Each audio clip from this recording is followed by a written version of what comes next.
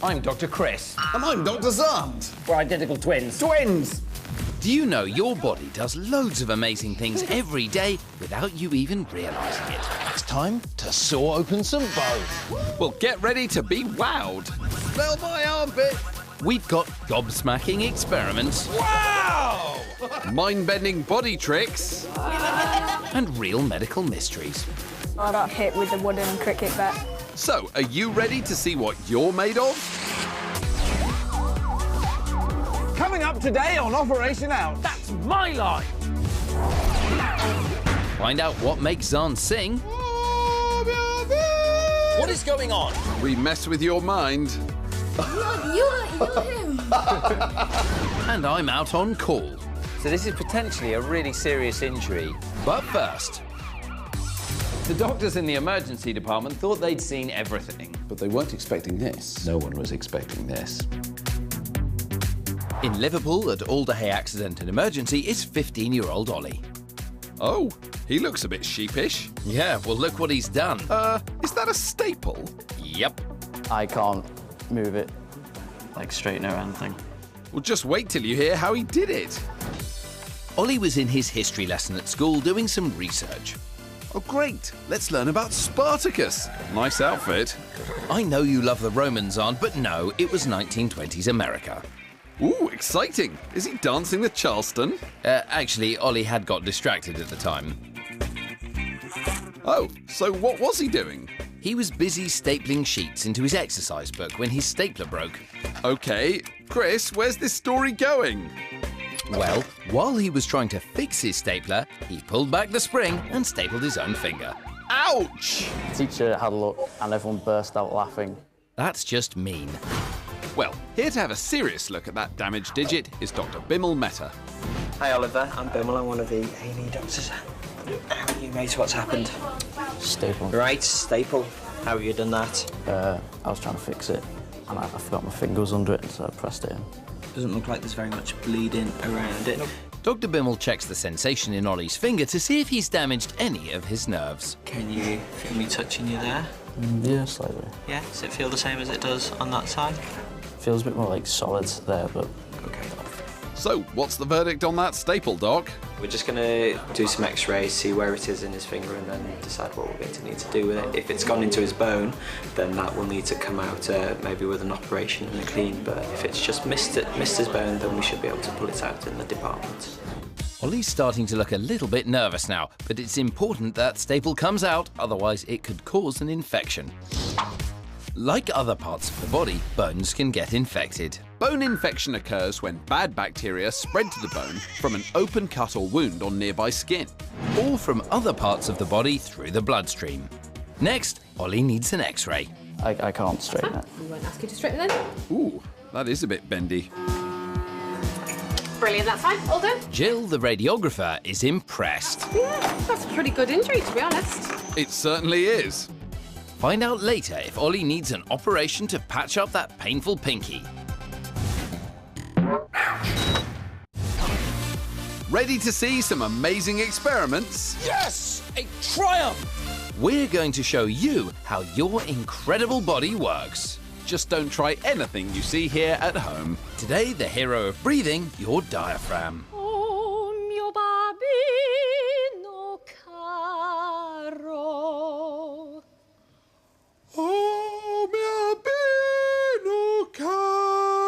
What? What is going on? Lucy, meet Dr. Chris. Dr. Chris, meet Lucy. Xand, I know who Lucy is. We've already met. Have you? Yes. Hi, Lucy. Hi, Chris.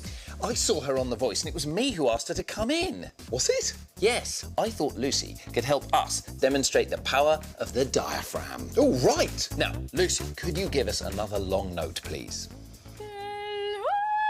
Now, Lucy and other opera singers can hold a note this long because she's trained a special muscle, one which we all have, called the diaphragm. Now, your diaphragm sits here at the bottom of your rib cage. Thank you. Let's find out. What the diaphragm looks like and how it works. Lucy? We're going to show you.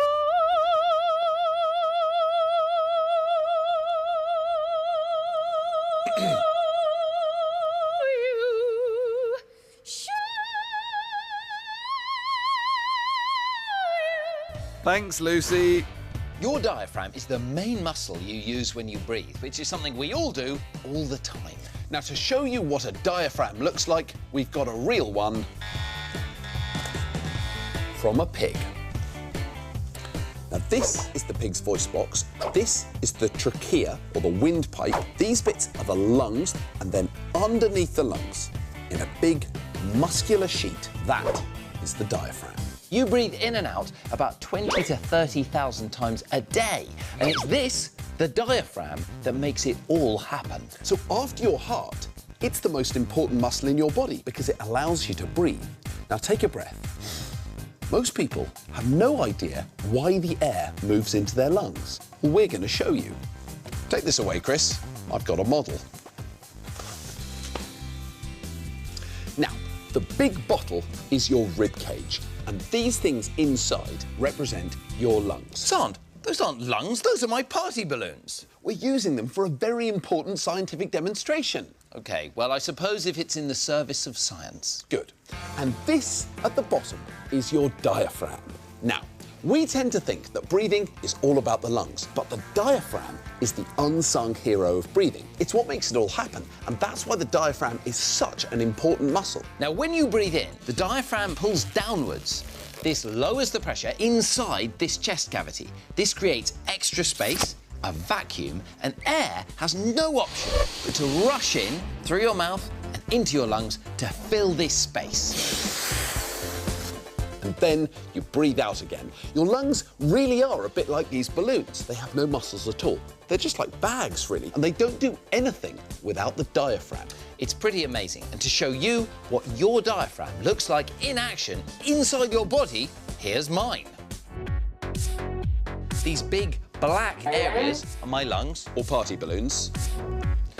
the pulsating bit in the middle is my heart, and down at the bottom, this is my diaphragm. Now, what you can see is my diaphragm here is contracted, and now it's relaxing, and as it relaxes, it rises up and forces air out of my lungs. As you then breathe in, the diaphragm contracts again, and just like the pink balloons, the lungs fill with air. That is incredible. So, we've shown you that your diaphragm is the real hero of breathing. It's one of the most important muscles in the body, enabling you to take about 30,000 breaths a day. Chris, I really want to sing now, can I? OK, Xand, since you love it so much, but hold on just 1 second. OK, Xand. Mi piace bello.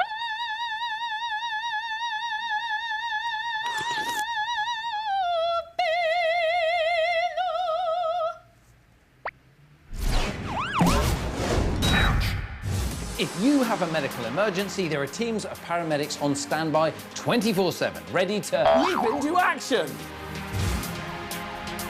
We're on call with the UK Emergency Services, showing you what it's really like on the front line saving lives. On call with me is paramedic Jan Van. She's got all the kit she needs when she turns up and is the first responder at the scene of an emergency. Right, Jan, let me give you a help with that kit. Come on, let's go. Chris? Honestly, Chris.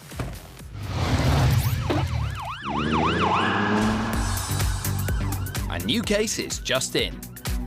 So we've just got a call to an 8-year-old boy who's fallen off a zip line in a playground and banged his head on a metal pole. So this is potentially a really serious injury. So we've got to get there quickly and make sure he's OK. So we rush to the scene. You guys call the ambulance.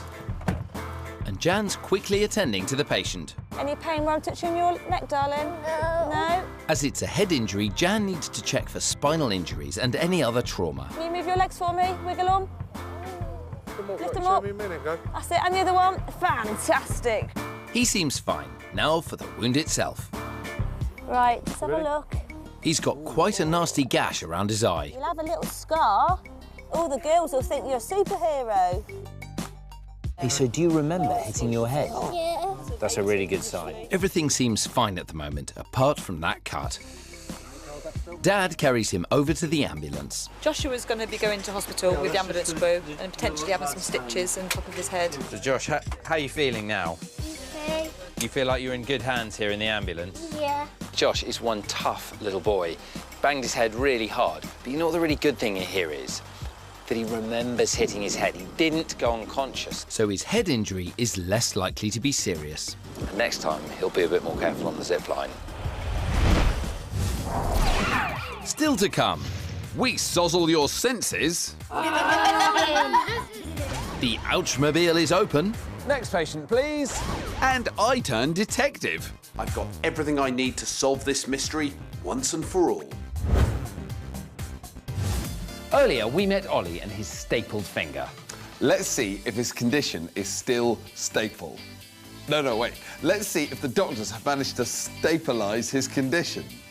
Let's see if he's managing to hold it all. Done. That's enough.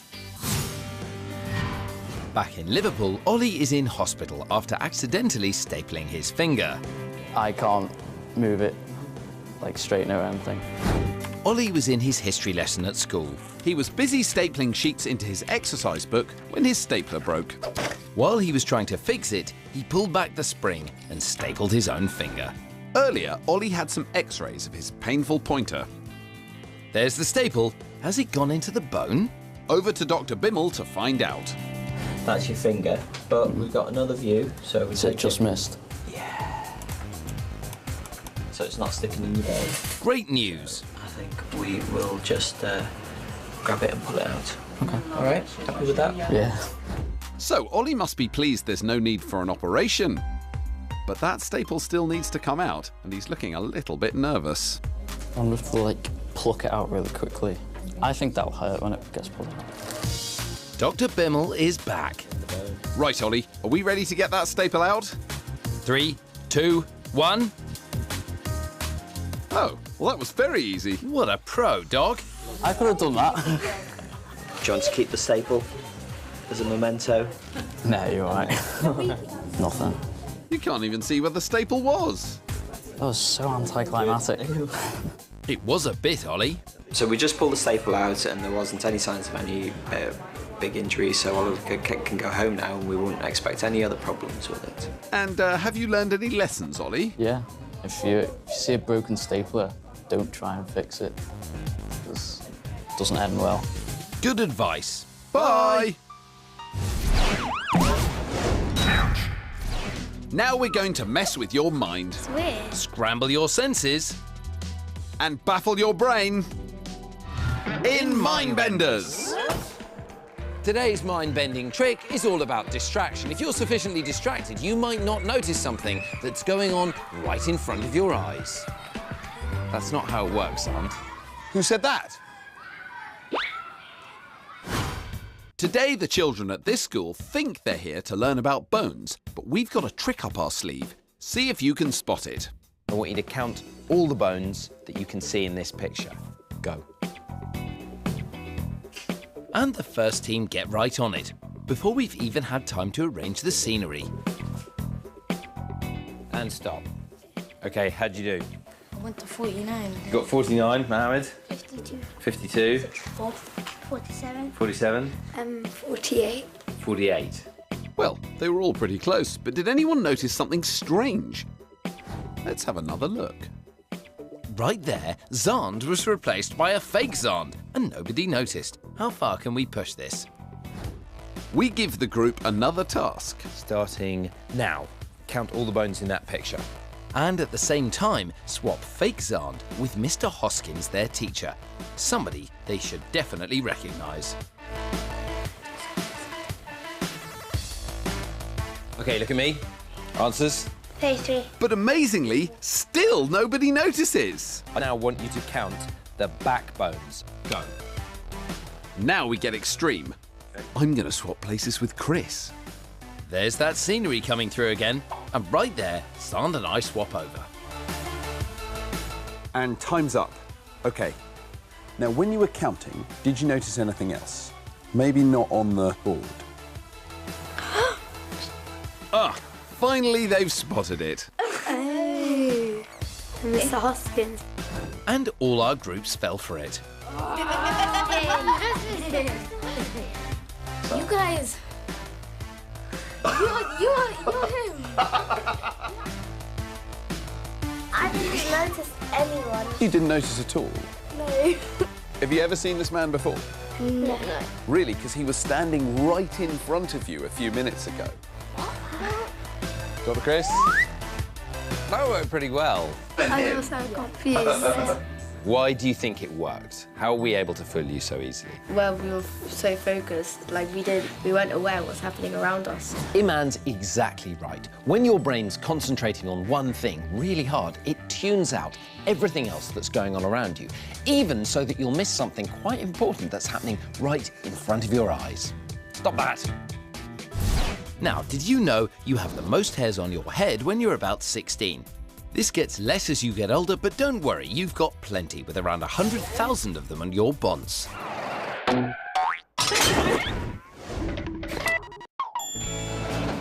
We're at a theme park to solve your medical mysteries. Xand is preparing the Ouchmobile ready for his first patient. And Chris is ouch and about in the park to answer your burning questions. Wow, I'm impressed. At the clinic, Xand is open for business. Can I have the next patient, please? First in is 8-year-old Liam, whose scalp needs some studying. So Liam, what's brought you to the Ouchmobile? I have a double crown. I want to know a little bit about it. What's the diagnosis, Doc? Sounds to me like a case of I've got a double crown and I want to know a little bit about it. Itis. That's right. Now tell me about these double crowns. Where are they? Here on my head. On the top of your head. And I want to get a closer look. Can you lift the eyelid for the ouch cam? That's great. So everyone has one crown at least. That's the bit at the back of your head where the hair kind of whirls in a circle. But in Liam's case, he's got two. And that is very unusual. What is a crown?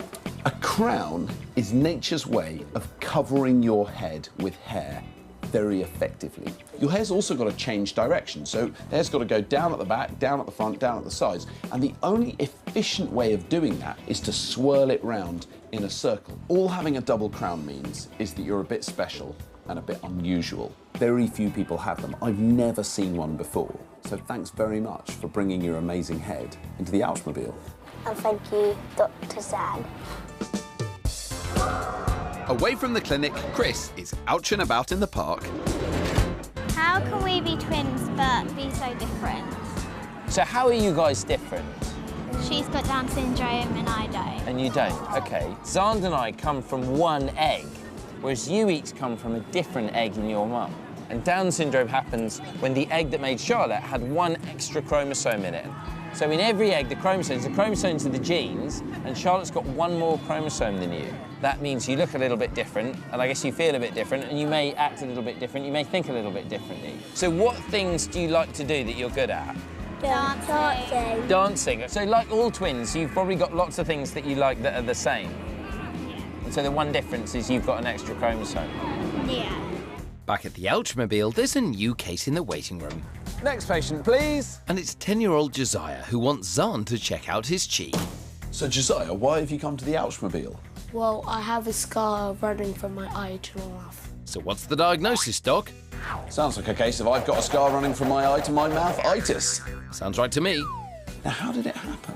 Well, I grabbed something from my brother and he jumped and scratched me in the face. Now, Josiah, can we get a closer look at this scar of yours? Yeah. Can you open the eyelid for the ouch cam? I'm going to zoom in here. And that's it there. Now, have you got any questions about your scar? If I go older, would my scar get bigger? You're already 10 years old. So your head is about 95% as big as it's ever going to be. So if you look at our heads are actually quite similar size, right? They're roughly the same size. That means that the skin on your face isn't going to change size, and so that scar is going to stay roughly the same size. What did it look like when you first got it? It looked like this. Oh, wow. Scars just take a long time to heal, so that'll keep healing over time. And in a few years, I bet you won't even be able to notice it. Josiah, thanks very much for bringing in your amazing scar. Well, thank you very much, Dr. Xand. Job done for today. Clinic closed. 2 words. There's nothing like quality family time. You're being a doctor doing surgery. Chris and I love hanging out with our dad. You've hurt yourself. Playing games, having a laugh, enjoying each other's company. Surgery yell. It's Operation Ouch! You two are terrible at charades. I'm going to go and get some strawberry milk. I'm so looking forward to this. What has happened to my strawberry milk? One of you two has drunk my strawberry milk. Well, it definitely wasn't me. It wasn't me. I never liked the stuff. Must be him. Looks like this is a case for an investigation. Ouch.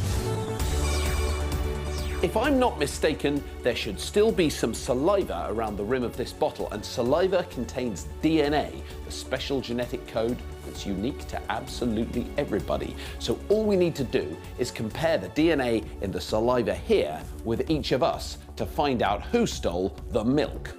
Step 1 in solving the mystery of my strawberry milk is to collect a sample of saliva from Dad, Chris, and me. Now, with this and the strawberry milk bottle, I've got everything I need to solve this mystery once and for all. Your body is made of billions of cells, each with a different job to do. But how do they know what their job is? Well, that's where DNA comes in. You, eye colour. You, gender. You, hair colour. DNA stands for deoxyribonucleic acid. It's a molecule which contains the instructions for all living things, including everything from whether you're a male or a female to the colour of your skin. This is a DNA testing lab, the perfect place for me to get our DNA tested. And this is Emma. She's a DNA specialist. This is the DNA of a strawberry. Well, so that's real visible DNA. It is, yes. That's incredible. So how similar is that to my DNA? It's very similar. All living things share some of the same functionalities. Even with something like a banana, we share about 50% of our DNA with the banana. Dr. Chris is probably more like 60%. Oi! Emma is collecting the DNA from saliva on the strawberry milk bottle. She'll now analyse it along with our saliva and get the results. I'm going to catch Chris or Dad, and then they're going to be sorry. The DNA data on the top is from the bottle and is that of our thief. The DNA data on the bottom is from our samples. Whoever matches exactly is the culprit. First suspect in the dock is Dad. He's got something in common with the crime scene, but it's not a direct match. So, Dad's off the hook. Now for suspect number 2, Dr. Chris. So here we can see that every region we're looking at is a direct match. Chris's DNA and the thief's DNA are exactly the same. I knew it. He's going down for this. I'm going to go and get him right now. Dr. Xand, What? there's something you probably want to see here. Which is? This is your profile, and it's also a direct match for the crime scene. What? Oh dear. How's that possible? It definitely wasn't me. Yourself and Dr. Chris are identical twins? We've got the same DNA.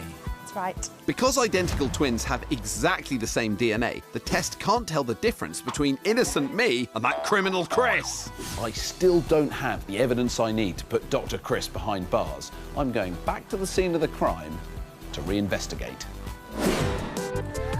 Bad news, everybody. I'm afraid the lab results only rule out Dad. Chris, it's either you or me, but because we have the same DNA, we can't be sure which. I guess it's just one of those things that we'll never, ever, ever know. Ever. Xand, I think you're forgetting one thing. Fridge cam. Ooh, fridge cam! Yeah, and fridge cam has the answer to the mystery. Go on then.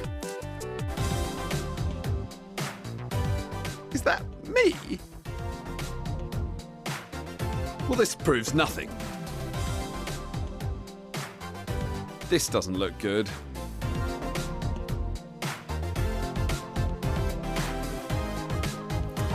Well, case closed, I think, Xand. Rods, anyone?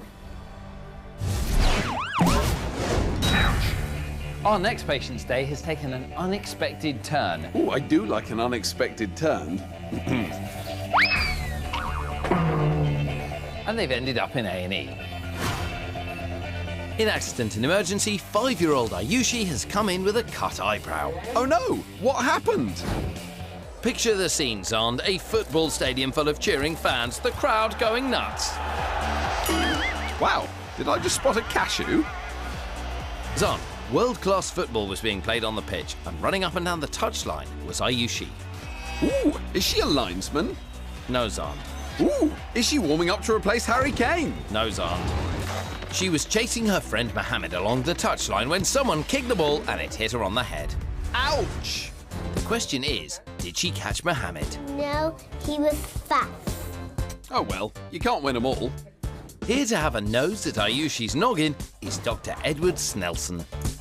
Come on in, have a seat. But Ayushi's having far too much fun for that. The fact Ayushi is playing is a good sign, but the doctor needs to do further checks. So, can I have a look at the bump on your head? Can you close your eyes very tight for me? And then open them really wide. Don't go to sleep, Ayushi. Open your eyes. That's very good. And can you have a little look at my finger over there? And look at it up there. All the way over here. All the way there and down there. She seems completely well. I'm not concerned about her from a head injury point of view.